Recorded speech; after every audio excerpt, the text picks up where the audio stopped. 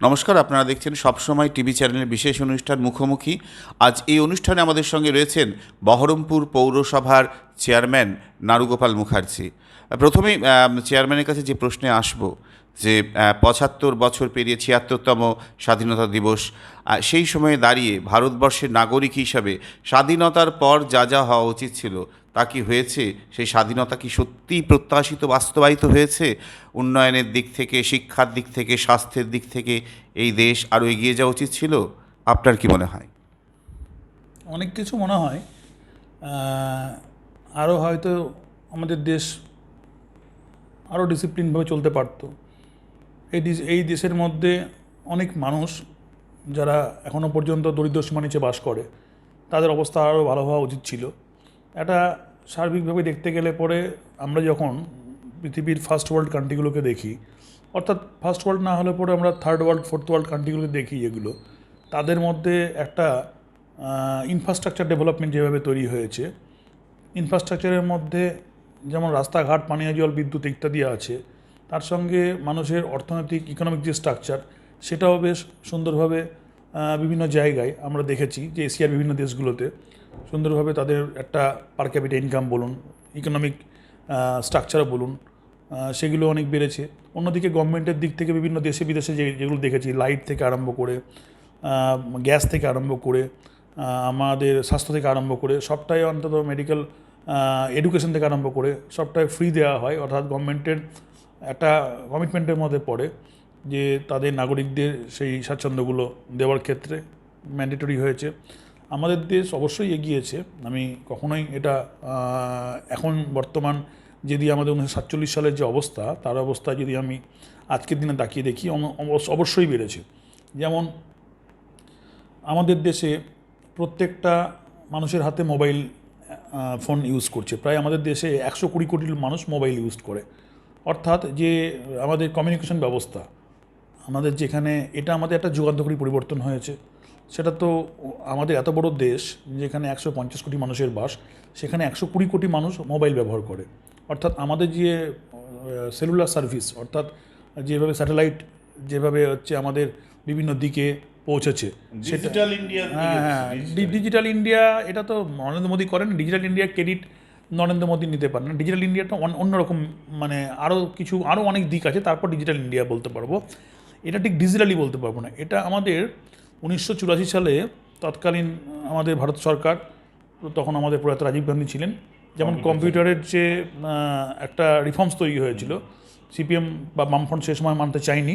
এই কম্পিউটারের রিফর্মসটা হচ্ছে কম্পিউটার আনা, এই কম্পিউটারের যে গুণগত মান আছে বা কম্পিউটারে যে ভালো দিক, বিজ্ঞানের যে অগ্রগতির দিক আছে, সেগুলোকে যে 1984 যেভাবে ভারতবর্ষে প্রত্যেকটা ঘরে ঘরে প্রয়োগ করা দরকার মনে করেছিল, সেইগুলো তৎকালীন সময় হয়েছে। অর্থাৎ এটা একটা যুগান্তকারী পরিবর্তন। তার ফলে আজকে আমাদের দেখবেন যে কমিউনিকেশন, অর্থাৎ এটা একটা বড় ইন্ডাস্ট্রি এখন। কিন্তু আজকে আমার প্রত্যন্ত, আমি গ্রামে থাকি, রিমোট গ্রামে থাকি।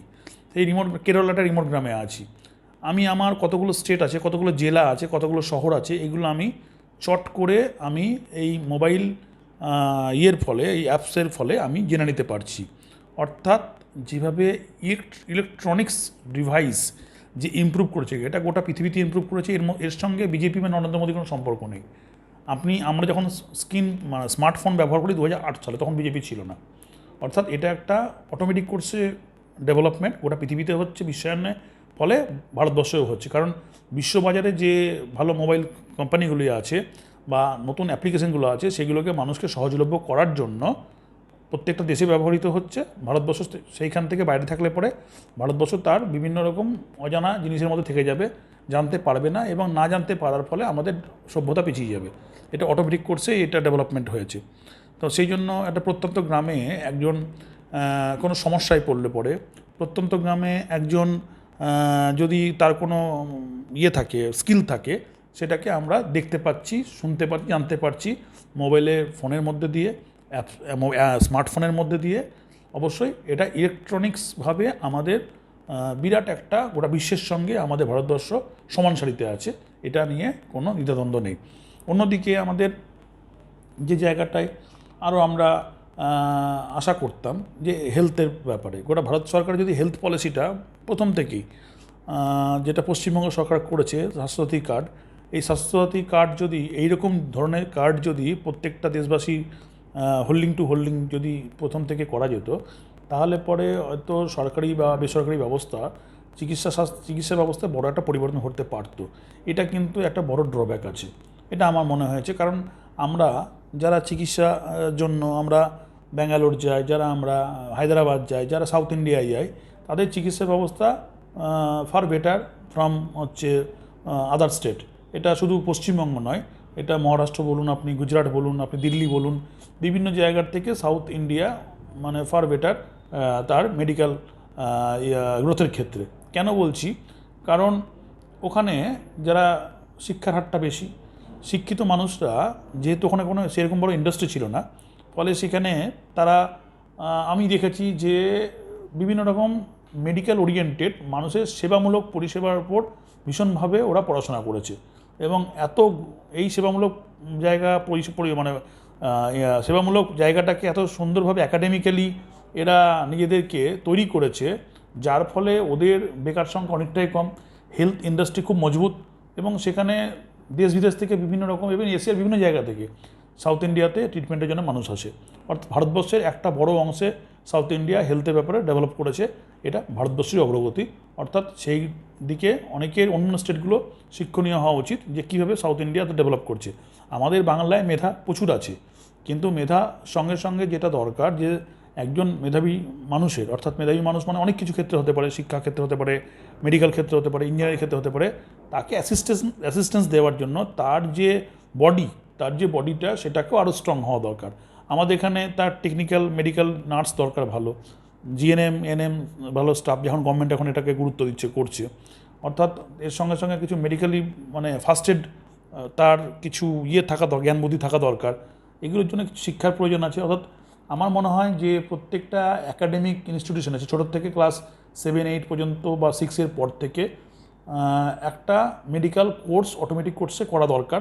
তাহলে শিক্ষা ব্যবস্থাটা বড় রিফর্মস হবে, এবং আমাদের নিজের ছোটোখাটো যে আমাদের জন্য ডাক্তারকে যেতে হয়, মেডিকেল পারপাসে যে অর্থ ব্যয় হয় আমাদের নিজস্ব ঘর থেকে, ওষুধপত্র খেতে হয়, যেগুলো ছোটো ছোটো জায়গায় সেই ওষুধপত্র না খেলে পরেও আমাদের রোগ কমবে, স্বাস্থ্যের উন্নতি ঘটবে, এবং আমাদের পয়সাও বাঁচবে, ইকোনমিক্যালি আমরা সাস্টেনেবল হব, এবং অকারণে আমাদের পয়সা ব্যয় করতে হবে না। এই একটা ডেভেলপমেন্ট দরকার আছে, এটা সাউথ ইন্ডিয়াকে দেখে আমাদের শেখা দরকার আছে।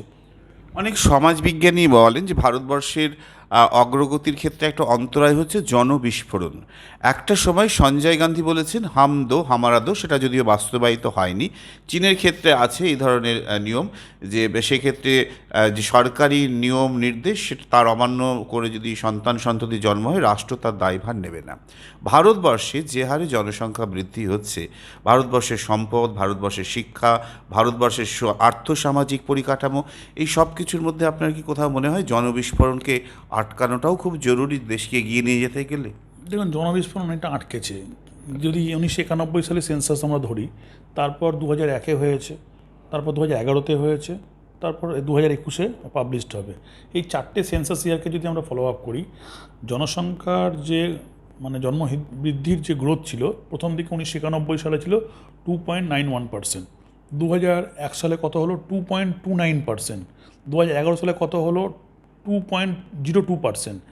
এখন সেটা যদি দাঁড়ায় 2021 সালে, যে আদমশুমারি অনুযায়ী যেটা প্রকাশ পাবে, তাতে দেখা যাচ্ছে 1.98% গ্রোথ। অর্থাৎ আমাদের যেটা আগে ছিল যে একটা বাড়িতে তিনটে বাচ্চা বেশিরভাগ বাড়িতে দেখা যেত, 4টেও দেখা যেত, সেটা দেখুন আজ থেকে 30-40 বছর আগে তিনটে বাচ্চা মানে খুব একটা বেশি ছিল না, মানে অ্যাবনর্মালিটি কিছু ছিল না। এখন বেশিরভাগ বাড়িতে একটা করে বাচ্চা, খুব বেশি 2টো করে বাচ্চা, তাহলে 2টোর বেশি বেশিরভাগ বাড়িতে বাচ্চা কাচ্চা নেই। অর্থাৎ আমাদের জনবিস্ফোরণ কমানোর জন্য ভারত সরকারের যে পলিসি, সেটা কিন্তু সব জায়গায় অনেকটাই সফল হয়েছে বলে আমি মনে করছি। এর ফলে আমাদের যেভাবে পপুলেশন এক্সপ্লোজার, যে বিষয়গুলো নিয়ে একটা সময় ভারতবর্ষ আতঙ্কিত ছিল, যেভাবে বাড়ছিল, সেই জায়গা থেকে আজকের ডেটে দাঁড়িয়ে যে ঘনত্ব সংখ্যা, তারপর গ্রোথ, বিস্ফোরণের যেভাবে মানে মানুষের যে জন্মানোর হার, এটা অনেকটাই আমাদের কন্ট্রোল করা গেছে। পাশাপাশি আরেকটা বিজ্ঞানের অগ্রগতি, আমাদের মৃত্যুর হার কমেছে। আগে গড় মানুষের আয়ু ছিল 56 থেকে 60, সেটা এখন মানুষের গড় আয়ু 70 হয়েছে। অর্থাৎ বিভিন্ন রকম মেডিকেলি এত ডেভেলপ করেছে, সায়েন্স এত উন্নতি হয়েছে যে মানুষের বিভিন্ন অর্গানগুলো অনেক সময় ক্ষতিগ্রস্ত হলে পরে সেই অর্গানগুলোকে ট্রান্সপ্লান্টেশন করে, সে ফুসফুসি বলুন, হার্টি বলুন, আপনার কিডনি বলুন, ট্রান্সপ্লান্টেশন করে মানুষের আয়ু প্রায় 5 থেকে 7 বছর বৃদ্ধি পেয়েছে। এটা আমাদের বিজ্ঞানের একটা বড় সাফল্য। অর্থাৎ ভারতবর্ষ এটা ভাবা যেত না আগে, সেই জায়গা থেকে অনেক রিকভারি করেছে। আজকে করোনার মতো এত ভয়াবহ মানে যে হলো আমাদের, কি বলবো, একটা ডিজাস্টার হলো, একটা দুর্যোগ হলো, একটা মেডিকেল ডিজাস্টার তৈরি হলো। এই করোনার মতো একটা ভয়ঙ্কর একটা যে চলছিল, মানে বিষয় চলছিল, মানুষকে মেরে ফেলেছে অনেক মানুষকে, তাতে দেখবে মর্টালিটি রেট অনেক কম। অর্থাৎ খুব তাড়াতাড়ি ভ্যাকসিন আবিষ্কার করে মানুষকে তার একটা রেমেডি দিয়েছে। আর বাচ্চাদের ক্ষেত্রে আগে যেমন পক্স হতো, হাম হতো, এগুলো কিন্তু এখন আর হয় না। এগুলো মানুষের বিভিন্ন রকম ডাক্তাররা বিজ্ঞানের আশীর্বাদে ভ্যাকসিনেশন তৈরি করে আজকে আমাদের ঘরের বাচ্চারা অনেক সুস্থ। অর্থাৎ বিজ্ঞানের সাফল্য তো আছেই, তার সঙ্গে আমাদের দেশের সাফল্য অনেক পরিমাণে তৈরি হয়েছে। আর আরেকটা জায়গা যেটা খুব মানে সব কিছুর মধ্যে যেটা আরও প্রয়োজন, সেটা হচ্ছে আমাদের ভারতবর্ষে বেকার সংখ্যা প্রচুর। অর্থাৎ ইকোনমিক্যাল স্ট্রাকচারটা যে অঙ্কে বৃদ্ধি পেয়েছিল সেটা কিন্তু এখন অনেকটাই গ্রাফিক্স নিচে। অর্থাৎ আমাদের ঘরে যত বেশি বেকার থাকবে, সরকারি চাকরির সংখ্যা যত বেশি কমবে, আমাদের সরকারের যে ভূমিকাটা নিয়ে সেটা প্রশ্ন উঠে যাবে। যেটা আমরা লক্ষ্য করেছিলাম যে ভারতবর্ষ স্বাধীনতার পর থেকে ক্রমশ সেটা সরকারি চাকরির সংখ্যা কমতে থাকে। এবং এখন বিভিন্ন সেন্ট্রাল গভর্নমেন্টের যে পলিসি, বিশেষ করে সবথেকে বড় ইন্ডাস্ট্রি ছিল রেল, সেখানে লোক ছাঁটাই হয়েছে। প্রতিরক্ষা ব্যবস্থায় সেখানে কন্ট্রাক্টে লোক নিচ্ছে। এগুলো আমাদের যে দেশীয় ব্যবস্থা আছে, অর্থাৎ দেশীয় মানব সম্পদ আছে, তাদের প্রতি অবিচার করা হচ্ছে। এবং সেই দেশীয় সম্পদ ব্যবস্থায়, মানব সম্পদ ব্যবস্থায় সেটা সরকারের একটা বড় ফেলিওর। এই এত সংখ্যক যে আমাদের হিউম্যান রিসোর্স আছে, সেটাকে ঠিকভাবে ব্যবহার করতে হবে, এটা সরকারের আর একটা দায়িত্বের মধ্যে পড়ে। স্বাধীনতার 75 বছরে গোটা দেশ জুড়ে দেখা যাচ্ছে যে মন্দির মসজিদের রাজনীতি, মানুষে মানুষে ভেদাভেদের রাজনীতি হচ্ছে। এইটা কি নাগরিক হিসেবে আপনার খারাপ লাগে না? হ্যাঁ, নিশ্চয়ই খারাপ লাগে। দেখুন, আমি ব্যক্তিগতভাবে আমি সব ধর্মকে সম্মান করি, আবার কোনো ধর্মের প্রতি অন্ধ নই। আমি পরিষ্কারই এটা বলি যে ঠিক আছে, ধর্ম একটা মানুষকে শৃঙ্খলা দেয়, সব ধর্মই সমান এখানে। ইসলামেও তাই বলে, হিন্দু ধর্মেও তাই বলে, খ্রিস্টানদের ধর্মেও তাই বলে। ফিলোজফিটা সব ধর্মের মোটামুটি একই। এখন ঘটনা হচ্ছে, ফিলোজফি তো থাকবেই, কিন্তু ধর্ম যেমন আমাদের শৃঙ্খলা রক্ষা করতে বলবে, সে শৃঙ্খলা কোথায় আছে আমাদের? এটাই জায়গায়। ধর্ম কিন্তু কখনো বিভেদ করতে শেখায় না, কোনো ধর্মই। ধর্ম হানাহানি করতে শেখায় না। আমাদের ধর্ম শান্তির বার্তা নিয়ে যায়। যত আমাদের পরিবেশ শীতল শান্তি থাকবে, তত আমাদের সমাজে সভ্য হবে, অনেক ডেভেলপড হবে। কিন্তু সেটা তো হচ্ছে না। ধর্ম নিয়ে রাজনীতি চলে গেছে। এত পরিমাণ রাজনীতি হচ্ছে, চিরকালই ছিল, কিন্তু এত বেশি পরিমাণ এখন হচ্ছে। এই যে এত পোলারাইজড হয়ে যাচ্ছে মানুষ যদি এখানে তার বেশিরভাগ মস্তিষ্ককে ব্যবহার করে, বেশিরভাগ মস্তিষ্ককে সারাদিন যদি ধর্মের মধ্যে আবদ্ধ হয়, এখানে প্রোডাকশন পাবে না সেখান থেকে কিছু। কারণ মানুষকে প্রোডাকশন পেতে গেলে মানুষের একটা পরিবেশ দরকার। সেই পরিবেশে যেমন একটা হিন্দু মেধাবী মানুষেরও যেমন একটা কন্ট্রিবিউশন থাকবে, মুসলিম মানুষেরও মেধার একটা কন্ট্রিবিউশন থাকবে, খ্রিস্টান মানুষেরও থাকবে, পার্সিদেরও থাকবে, জৈনদেরও থাকবে। সবারই মেধার কন্ট্রিবিউশন, সবারই স্কিল, সবারই পরিশ্রম, তার বিনিময়ে একটা শক্তিশালী ভারতবর্ষ তৈরি হবে। এই যে আমাদের ইউনিটি ইজ ডাইভার্সিটি, এই যে এই কথাগুলো বলেছে, আমাদের বৈচিত্র্যের মধ্যে ঐক্য, এই বিভিন্ন দেশের ভাষার মানুষের বাস এই ভারতবর্ষ, এটা তো আজকের নয়। তাহলে ভারতবর্ষ তো আজ থেকে না, যুগ যুগান্তর থেকে ভারতবর্ষের যেদিন থেকে জন্ম, সেদিন থেকেই বিভিন্ন জাতির বাস, এবং বিভিন্ন জাতিরা এখানে রাজত্ব করেছে। মোগল থেকে আরম্ভ করে, আমাদের ইংরেজ থেকে আরম্ভ করে, তার আগেও সুলতানরা করেছে এখানে। তার আগে হিন্দুদের বিভিন্ন রকম রাজত্বরা যারা ছিল ওখানে, কনক সাম্রাজ্য ছিল, কৌনজ সাম্রাজ্য ছিল, আমাদের ওদিকে আরেকটা ছিল যেন বিজয়বাড়া সাম্রাজ্য ছিল, এগুলো। তারপর আমাদের হিন্দুকোষ ছিল। এই সব কিছু নিয়ে এই যে বৈচিত্র্য তৈরি হয়েছিল, এই বৈচিত্র্যটা নিয়েই ভারতবর্ষ। এটাকে যদি কেউ ভাবে যে সেপারেট করে চলবো, সাথে যেই ভাবুক না কেন, যে ধর্মের লোকরাই ভাবুক না কেন, তাহলে কিন্তু সেও এগোতে পারবে না, সেও নিজেও নষ্ট হবে, তারও নিজে ক্ষয় হবে, দেশেরও ক্ষয় হবে। বহরমপুর পৌরসভা স্বাধীনতার পর এটা অনেক পুরনো পৌরসভা, সেভাবে প্রত্যাশিতভাবে কি বহরমপুর শহরের বিকাশ উন্নয়ন, এই দীর্ঘ এত সময়ে ভাগীরথী দিয়ে বয়ে গেছে বহু জল, সেটা কি হয়েছে, না কোন সময় থেকে আপনি যে হাল ধরলেন? আগামী দিনে তো অনেক পরিকল্পনা আপনার রয়েছে। তো এই গত 75 বছরের পর দীর্ঘ সময় ধরে বহরমপুর পৌরসভা কাজ করছে, কিন্তু এই শহরের বিকাশ সেভাবে কি হয়েছে আপনি আসার পর যেভাবে শুরু করছেন? দেখুন, একটা আমাদের বহরমপুর শহরের জন্ম 1765 সালে। এই শহরের নানাবিধ ইতিহাসের উপর শহরটা দাঁড়িয়ে আছে, এবং শহরটা তৎকালীন ব্রিটিশরা ক্যান্টনমেন্ট সিটি হিসেবে শহরটাকে তৈরি করেছিলেন, এবং একটা প্যান সিটি, এটা বিশেষ করে গোড়াবাজার অঞ্চলগুলো প্যান সিটি ওখানে ছিল, অ্যাডমিনিস্ট্রেটিভ জোনটনগুলো ছিল। আমার যেটা মনে হয়েছে, শহরটার পরিকাঠামোগতভাবে মানে খুবই সুদূরপ্রসারী চিন্তাভাবনা ছিল তৎকালীন। যারা মেনটেন করেছিলেন তারাও ভালোভাবে মেনটেন করেছিলেন, কেন কলেজ এখানে একটা শহরকে দাঁড় করাতে গেলে পরে তার শিক্ষার মানটা খুব দরকার, অর্থাৎ শিক্ষার উৎকর্ষতা এখানে বরাবরই ভালোভাবে রেখেছে। তার জন্য এত স্কুল কলেজের এখানে হয়েছে, প্রতিষ্ঠা হয়েছে, এবং স্কুল কলেজগুলো সমানভাবে রান করছে। কিন্তু যেটা আরেকটা দিক মনে হয়েছে, যে পৌরসভা তখন হয়তো আর্থিক ক্ষমতা বেশি ছিল না, বা যখন ছিল মধ্যে 10 থেকে 15 বছর পৌরসভা কোনো প্ল্যানিং করেনি। ফলে এই যে একটা ধারাবাহিকভাবে পৌরসভা যেভাবে চলা দরকার ছিল, পৌরসভা চলেছে, কিন্তু এটা আনপ্ল্যানিংভাবে, যে প্ল্যানিংটায় কোনো ফিনিশিং নেই। দেখবেন আপনি কোনো কাজ হয়েছে, কারণটা কি আর্থিক সংকট, মানে না, আর্থিক সংকট না, পৌরসভা পরিচালনা করতে গেলে পরে যেটা দরকার, নিশ্চয়ই এক্সপিরিয়েন্স দরকার আছে, কিন্তু এক্সপিরিয়েন্স সঙ্গে সঙ্গে মডিফিকেশন দরকার।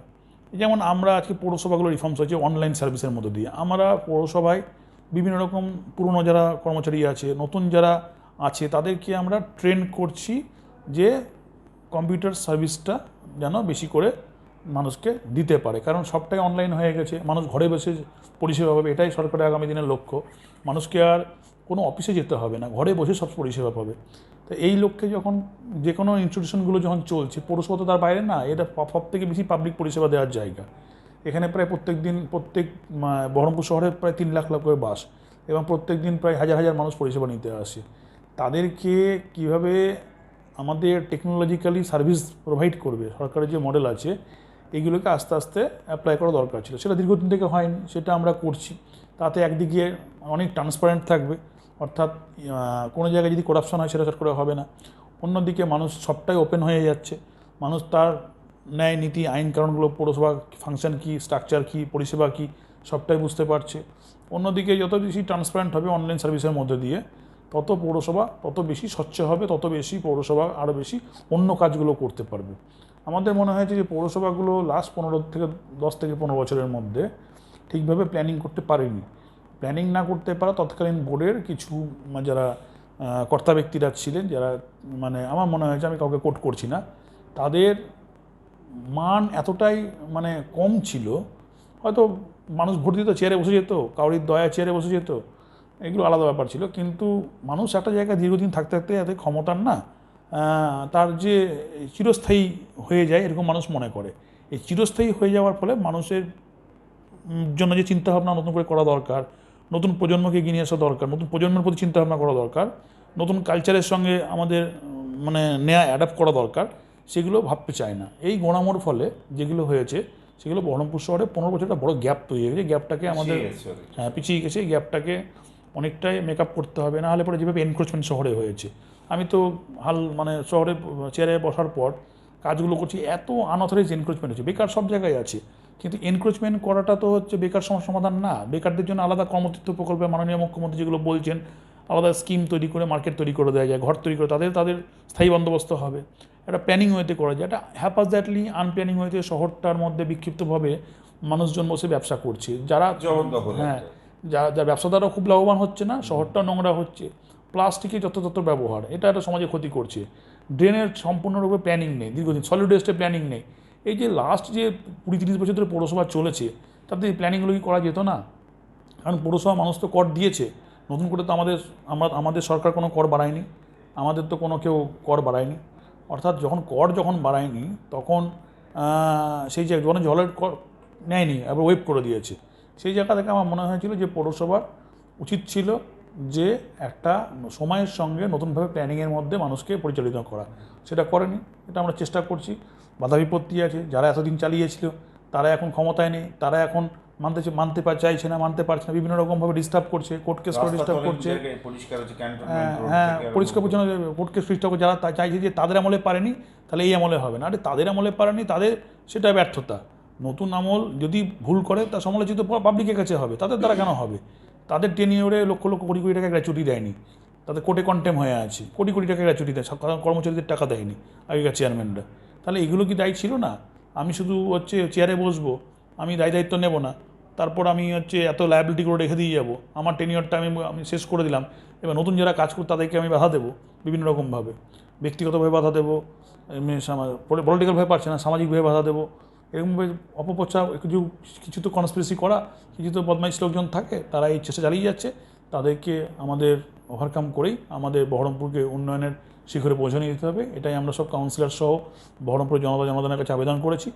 বহরমপুর জনগণ আমাদের সঙ্গে আছে, সার্বিক স্তরের মানুষ আমাদেরকে সহযোগিতা করছে, আমরা কাজ করার উৎসাহ পাচ্ছি। বহরমপুরের ব্যারাক স্কোয়ারে প্রথম ইংরেজদের বিরুদ্ধে সিপাহীরা বিদ্রোহ করেছিল এবং বহরমপুর শহর এবং সংলগ্ন এলাকায় বহু ইতিহাসের সৌধ স্মারক রয়েছে। সেগুলো এই 75 বছরে আপনি অনেক উদ্যোগ নিয়েছেন, সেগুলো একটু বিস্তারিতভাবে যদি বলেন। বহরমপুর শহর বলে না, যে যেমন শহরে থাকে, বহরমপুর শহর খুব প্রসিদ্ধ শহর। গোটা শুধু ভারতের ইতিহাসে, বিশ্ব ইতিহাসে তার নাম আছে। বহরমপুর শহরের অনুরূপ নামকরণে নিউজিল্যান্ডের একটা শহর আছে। এখানকার ওয়ারেন হেস্টিংয়ের যিনি জামাতা ছিলেন মিস্টার জে পল, তিনি বহরমপুর শহর এখানে এত ভালো লেগেছিল তার, বহরমপুর শহরের স্মৃতিকে মনে রাখার জন্য নিউজিল্যান্ডে তিনি একটা সাবাব তৈরি করেছিলেন। অর্থাৎ বহরমপুর শহরের সঙ্গে লর্ড ক্লাইভের সম্পর্ক জড়িয়ে আছে, বহরমপুর শহরের সঙ্গে কর্নওয়ালিসের সম্পর্ক জড়িয়ে আছে। কারণ মুর্শিদাবাদ তো ছিলই, মুর্শিদাবাদ একটা পুরো রাজধানী ছিল, তার একটা শহর ছিল বহরমপুর। এই বহরমপুর শহর যখন তৈরি হয়, ব্যারাক স্কোয়ার তৈরি হয়, সেই সময় মির্জাফর জমিদান করেছিলেন এবং বঙ্কিমচন্দ্র চট্টোপাধ্যায় থেকে আরম্ভ করে, রবীন্দ্রনাথ ঠাকুর থেকে শুরু করে, রাজা শরীশচন্দ্র থেকে শুরু করে, বিভিন্ন রাজা মহারাজা থেকে শুরু করে, যারা ডাচ সিমেট্রি আছে বা ফরাসি যারা আছে, ওয়ারেন হেস্টিংয়ের সমাধি আছে, সবাই এখানে বিভিন্ন যারা ব্রিটিশ ক্যাপ্টেন ছিলেন সেই সময়, সবারই সঙ্গে বহরমপুরের নাম জড়িয়ে আছে। অর্থাৎ বহরমপুর শুধু মুর্শিদাবাদের একটা বড় অংশ, বহরমপুর শহরও তার কোনো ইতিহাসের দিক থেকে কম না। শ্রী চৈতন্যদেব যখন এখানে এসেছিলেন, তারও এখানে চৈতন্য চরিতার্থমের যে কাব্যগ্রন্থ, তারও কিছু নিদর্শন পাওয়া যায়। আবার যখন আমাদের বিশেষ করে বহরমপুর শহরের জন্ম তো 1765 মোটামুটি, সেই সময় থেকে এখানে প্রথম শহর যখন গড়ে ওঠে সৈয়দাবাদ মৌজা নিয়ে, একটা মুর্শিদাবাদ যেটা হয়েছে, আমি ওটা বাদ দিয়ে বলছি সৈয়দাবাদ মৌজায় মহারাজারা মণিচন্দ্র নন্দী থেকে শুরু করে আরম্ভ করে, যারা দিকপাল সেই সময় ফ্রিডম ফাইটার ছিলেন বা আমাদের স্বাধীনতা সংগ্রামীদের সঙ্গে বিভিন্ন রকমভাবে যারা জড়িয়েছিলেন, বহরমপুরের হিস্ট্রি খুব ইম্পর্ট্যান্ট হিস্ট্রি, এবং সেটা শেষ হয়ে যায়নি। বহরমপুরের হিস্ট্রির সঙ্গে বঙ্কিমচন্দ্র চট্টোপাধ্যায় রবীন্দ্রনাথ ঠাকুর থেকে কাজী নজরুল খুব তারপর এখানে বন্দে মাতরম যখন আমাদের বঙ্কিমচন্দ্র চট্টোপাধ্যায় যখন আন্দামঠ লিখেছিলেন, তারও তখন একটা প্রেক্ষাগৃহ এখানে তৈরি হয়েছিল, তারও প্রেক্ষাপট তৈরি হয়েছিল। অর্থাৎ এখানে রাখাল দাস বন্দ্যোপাধ্যায় থেকে আরম্ভ করে আমাদের সৈয়দ মোস্তফা সিরাজ, আমাদের আমাদের রেজাউল করিম সাহেব, অনেক স্বাধীনতা সংগ্রামে বড় ইতিহাসটা বহরমপুরের মধ্যে অবস্থা। নেতাজি সুভাষচন্দ্র বোস অনেকবার এসেছিলেন এখানে। বহরমপুর হারিয়ে যাওয়া ইতিহাস না, বহরমপুর সবসময় চলমান একটা ইতিহাসের সাক্ষী, জীবিত ইতিহাস, লিভিং হিস্ট্রি একটা বলে, লিভিং হিস্ট্রি। তো বহরমপুর নিয়ে কথা বলতে গেলে সবসময় আনন্দই থাকবে। বহরমপুর এত জ্বলন্ত ইতিহাস, এর কোনো এক কথায় ব্যাখ্যা হবে না, অনেক ব্যাপার আছে, সেগুলো নিয়ে এক কথায় শেষ হবে না, অনেকভাবে বলা যায়।